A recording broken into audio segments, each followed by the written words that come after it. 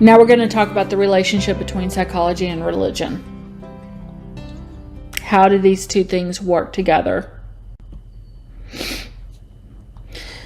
So psychology's interaction with religious and spiritual experiences. In modern Western culture, the goal is to explain away spiritual religious experience and reduce it to a scientific explanation. Postmodernism is an effort to return to a worldview that values both experience and science. But historically, religion was not endorsed by counseling theories. And again, we're coming to terms with the fact that spiritual and religious experiences do actually help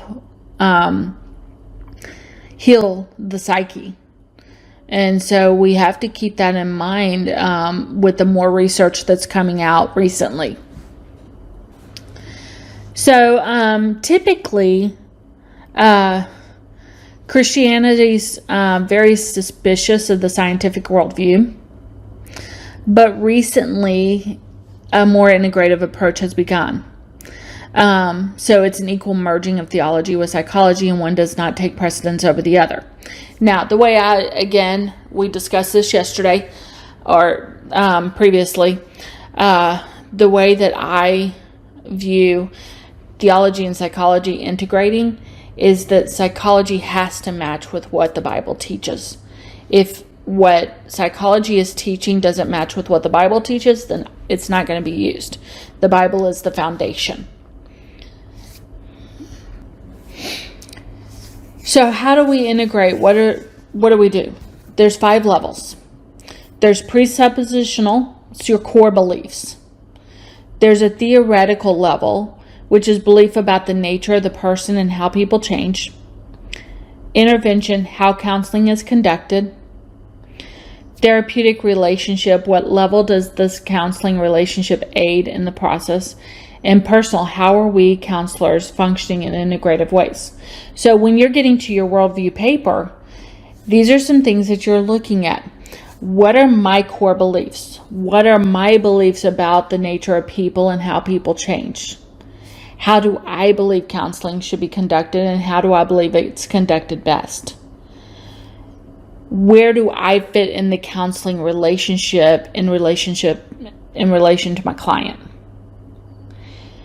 And how do I integrate theology in my counseling? And how you answer those 5 questions is going to help determine what your worldview is.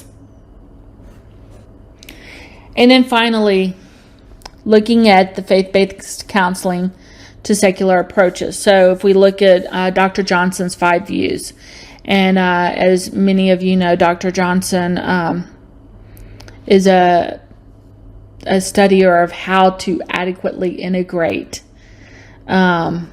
counseling and psychology that is true.